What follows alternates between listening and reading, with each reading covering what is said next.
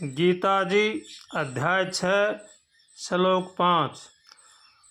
उदारेदात्मनात्मानं नात्मानमवसादयत् आत्मैव बंधुरात्मैव रिपुरात्मनः।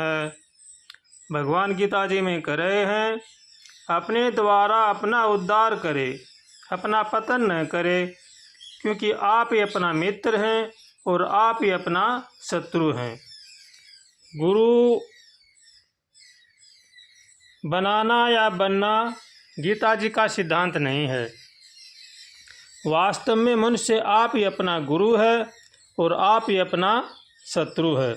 इसलिए अपने आप को ही उपदेश देवें, अर्थात दूसरों में कमी न देकर अपने में ही कमी देखें और उसे मिटाने की चेष्टा करें।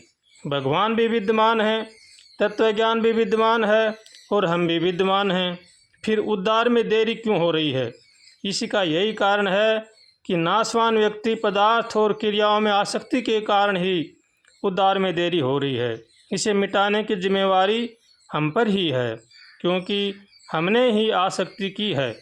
इसलिए गुरु, संत और भगवान भी तो मनुष्य का उद्धार करते हैं। ये सा संतों से सुना है।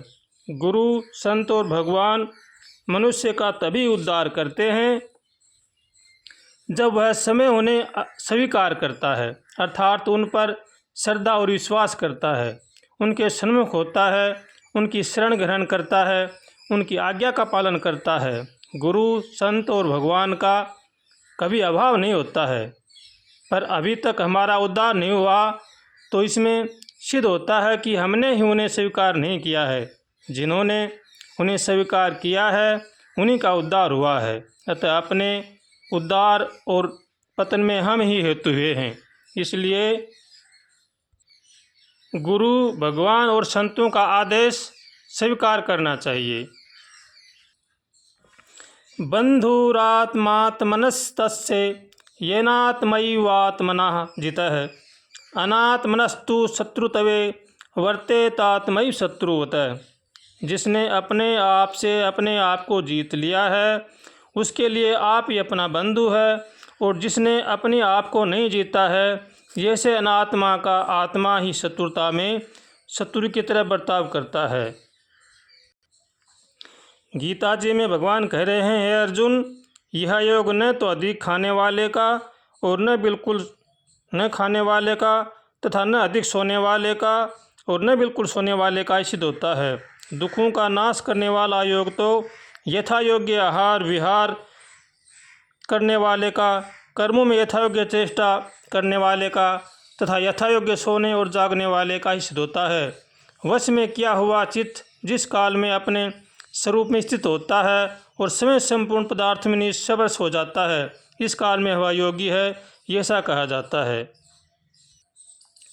भगवान गीता जी में कह रहे हैं, मुझ में एक ही भाव से स्थित हुआ जो व्यक्ति योगी संपूर्ण प्राणियों में स्थित मेरा भजन करता है, वह सब कुछ बर्ताव करता हुआ भी मुझ में ही बर्ताव कर रहा है, अर्थात वह नित्य निरंतर मुझ में ही स्थित रहता है।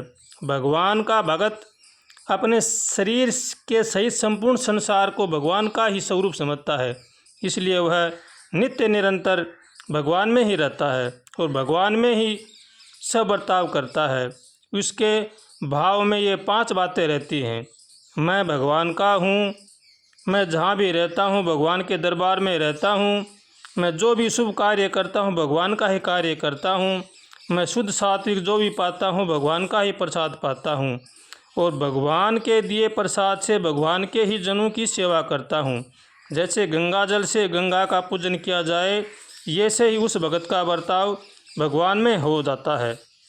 जैसे शरीर से संबंध मानने वाला मनुष्य सब क्रियाएं करते हुए भी निरंतर शरीर में ही रहता है, ये से ही भगत सब क्रिया करते हुए भी निरंतर भगवान में ही रहता है।